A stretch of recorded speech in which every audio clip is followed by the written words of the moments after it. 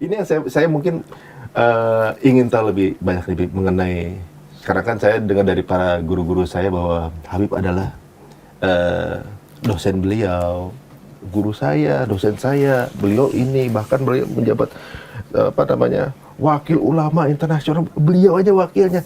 Waduh, luar biasa. Ini berawal dari mana sih, Habib? Apakah berawal memang Habib sudah bercita-cita ingin menjadi seseorang pendakwah nasional atau internasional, atau memang didikan orang tua?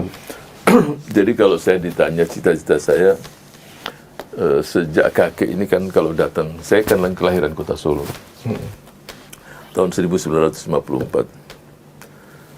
Jadi kota Solo kan terkenal banjir besar tuh, tahun 1965 itu sejarah, ya rumah kita kebanjiran. Kakek itu kalau datang dari Palu, Sulawesi Tengah itu, murid-murid itu orang daerah sana. Orang sana dan ke Solo saya jumpai, bahasa Arabnya itu luar biasa. Kan kakek susah, kakek nggak bisa bahasa Indonesia lancar. Tapi murid-murid itu berbahasa Arab dengan bagus dan sangat aktif dan seperti yang belajar di Timur Tengah lah, atau melebihi dari itu. Saya nggak bisa berbahasa Arab bagus, namanya sekolah umum kan. Walaupun pulang saya ke ITB, ke UI itu besar, tapi saya nggak berminat. Saya sejak kecil, saya inginkan berangkat. Nanti ibu mengatakan, ya itulah, tamat SD nanti kita berangkat, saya antar kamu. Benar, saya selesai SD, dulu kan masih semester pertama SMP, atau triwulan pertama lah, bahasa dulu itu. Berangkat saya ke Sulawesi. Ke tempat kakek? Kakek, saya tinggal di sana. Ibu kadang-kadang mondar-mandir, sudah. Saya nggak pulang-pulang 4 tahun, langsung dari situ saya ke Madinah University. Jadi secara nggak langsung berarti Habib tuh dipondokin di tempat kakek gitu? Tempat kakek. Dipondokin memang keinginan saya sih. Karena melihat bagaimana... Iya, saya pikir ini orang-orang bukan keluarga, bukan milisi, kok pinter semuanya. Saya cucu nggak bisa bahasa Arab saya. Ananah hadi aja udah kita. Kalau ke sana berhenti juga.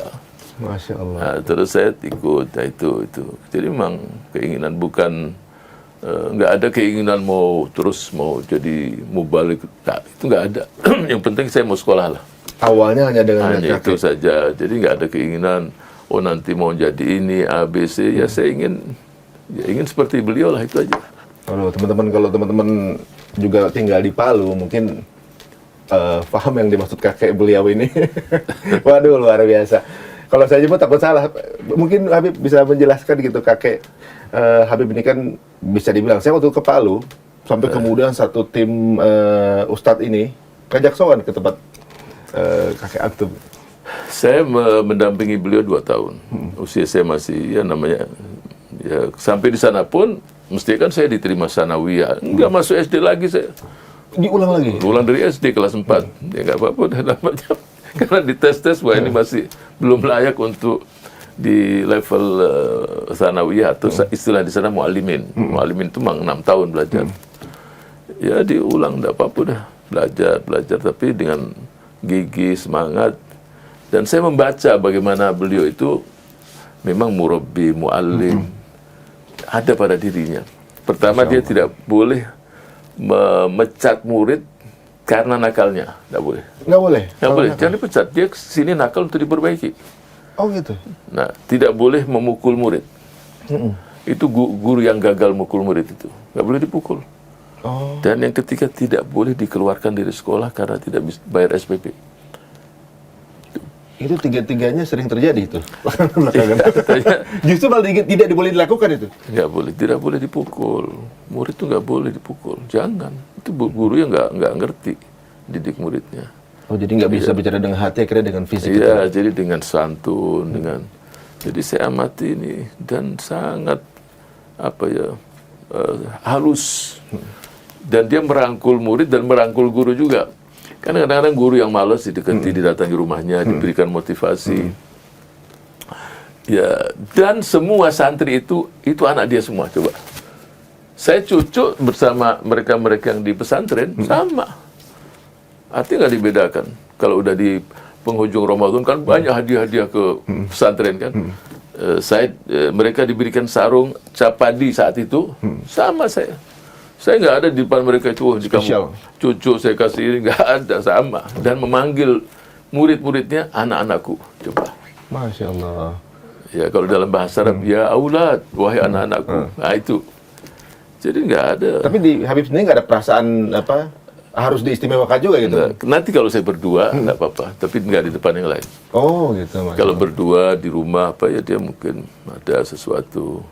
Dan saya dididik juga untuk menghormati guru-guru senior di sana, murid-murid dia langsung. Ya, ketika saya duduk, datang murid dia senior, cium tangannya. Saya cium.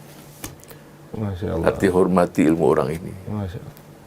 Jadi dia mendidik kita bagaimana akhlak, bagaimana budi pekerti, bagaimana menghormati seseorang itu siapapun dia. Mau dia itu habaib, bukan habaib, orang daerah, orang harus dihormati. Jadi nggak boleh terus karena oh ini keturunan ini, nggak ada dia. Ilmu itu harus dihormati orang berilmu. Jadi nggak ada latar belakangnya apa, Ada. ekonominya bagaimana, sukunya Nggak ada. apa nggak ada. Dia punya ilmu, dia mengajar, ya itu penghormatan. Dan saya kan lihat betul. Masya Allah. Ya, itu saya diperintahkan, ya saya lakukan. Dan setiap dia, artinya usia hampir mendekati 80 tahun, tidak punya mobil. Rumah yang kita tinggal itu semuanya wakaf. Semuanya wakaf. Wakaf nggak ada, dia tidak meninggalkan. Jadi nggak ada kepemilikan pribadi, Nggak ada, semua hasil dari semua wakaf. wakaf.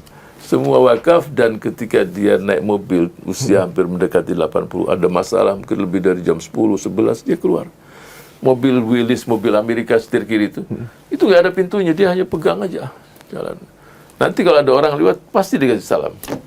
Masya Allah. Jadi memang itu yang saya banyak ambil, oh begini ya para pejuang-pejuang itu.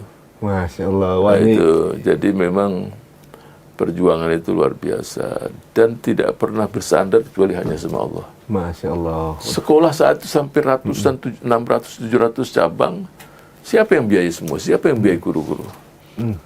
Tapi ya semuanya cukup, coba. Masya Itu. Yang penting hidup ini juga kalau bahasa bersama, yang penting cukup kan? Iya, iya. Ya, benar. itu. Yang penting cukup. Soalnya kadang-kadang punya banyak belum tentu cukup. Belum gitu. tentu Belum cukup. tentu ada rasa cukupnya gitu. Dan salah satu kunci cukup itu ya bersyukur.